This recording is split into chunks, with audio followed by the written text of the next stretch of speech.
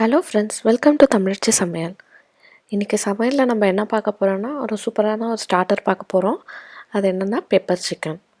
வாங்க எப்படி பண்ணுறதுன்னு பார்க்கலாம். ஒரு கடாய் வச்சுருக்கேன். கடாயில் 2லேருந்து 3 ஸ்பூன் அளவுக்கு எண்ணெய் ஊற்றிக்கலாம்.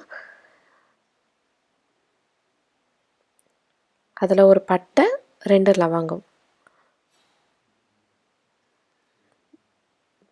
போட்டு வறுத்துக்கலாம்.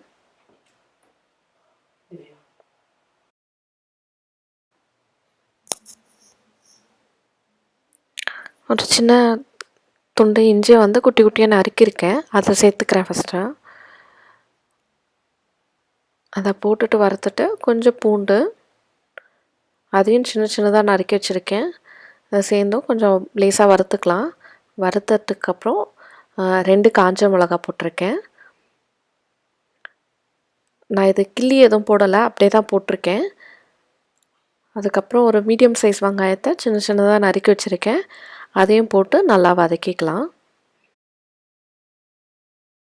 இப்போ வதங்கிறதுக்கு தேவையான அளவு உப்பு சேர்த்துக்கலாம். சேர்த்துட்டு நல்லா மிக்ஸ் பண்ணிக்கலாம். இது நல்லா ப்ரௌன் கலரில் ஆகணும்.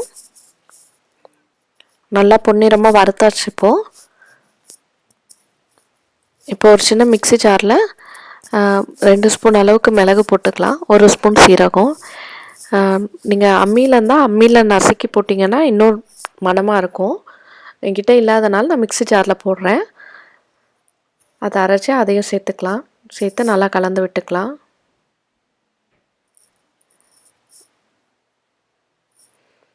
கலந்ததுக்கப்புறம் சிக்கனை சேர்த்துக்கிறேன். நான்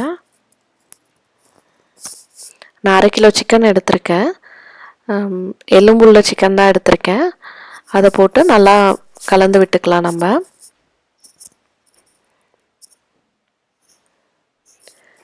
சிக்கன்லேருந்தே கொஞ்சம் தண்ணி வரும்.